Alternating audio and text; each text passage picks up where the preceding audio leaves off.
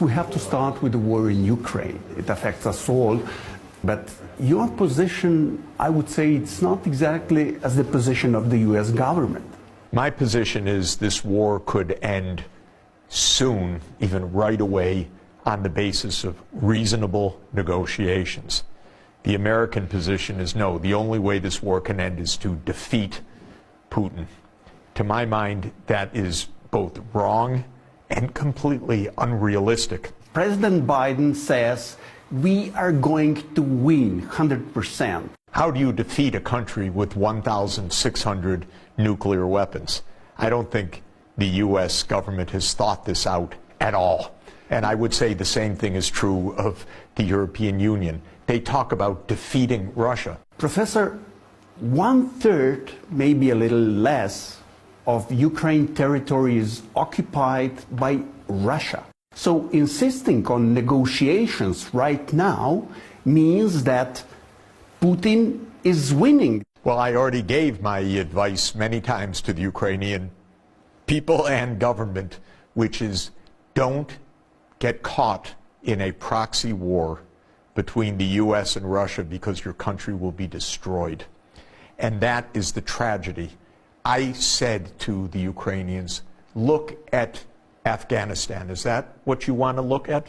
15 years of occupation and continued destruction, 20 years basically from the time of the U.S. invasion.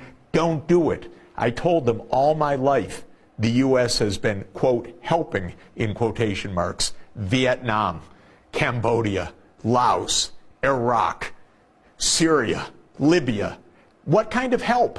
This ends up destroying the country. In the U.S., starting in 1992, the dominant group in American security policy came to believe that the U.S. is the world's only superpower. So the whole mindset in the U.S. East Coast elite is the U.S. runs the world and should run the world. Don't you think that Ukrainians, they don't have the right to choose their own future? The Ukrainians have the right to choose their own economic future, their own political future, but not their own military future. Because choosing their own military future, for example, Ukraine saying, our future is that the U.S. has military bases in Ukraine, is not a choice that Ukraine can make by itself. That's a threat to Russia. I would advise strongly the Mexican government, for example, do not make a military alliance with China.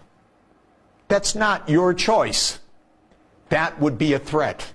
By the way, if Mexico one day said, we listened to the U.S., they said we can do anything we want, we're a free people, we choose China as our partner, I would predict that the U.S. invasion of Mexico would start within about a minute. I strongly advise the Mexican government not to make a military alliance with China. Professor, how can we understand relatively hawkish position of the European allies? I'm really disappointed in European leaders right now because I know privately they have all sorts of views that they are not explaining to their public. I've spoken to the heads of government in Europe where they've said to me, for example, NATO enlargement, very bad idea. In fact, Scholz went to Russia in February 2022 and said to Putin, as long as I'm chancellor, NATO's not expanding. And Putin looked at him and said, yeah, how long are you going to be chancellor? I need the United States as my counterpart, not you. And he told the truth. This is a U.S. alliance. It's not a German alliance. And the U.S. is absolutely on the hardline side. The real mindset now of the U.S. leadership is we have two enemies that threaten our unipolar world. One is minor, that's Russia.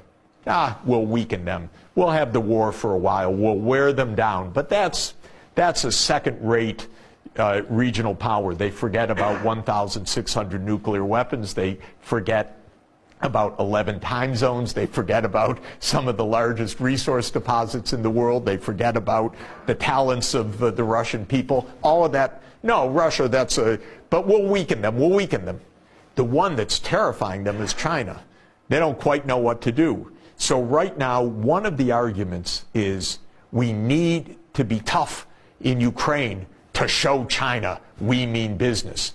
If we back down now, what's China going to do over Taiwan? Honestly, Ukraine isn't even the center of attention. Ukraine thinks, oh, this is a war about us. No. First, it's a war to weaken Russia, in which Ukraine is stuck, losing hundreds of thousands of people and cities, and it's horrible.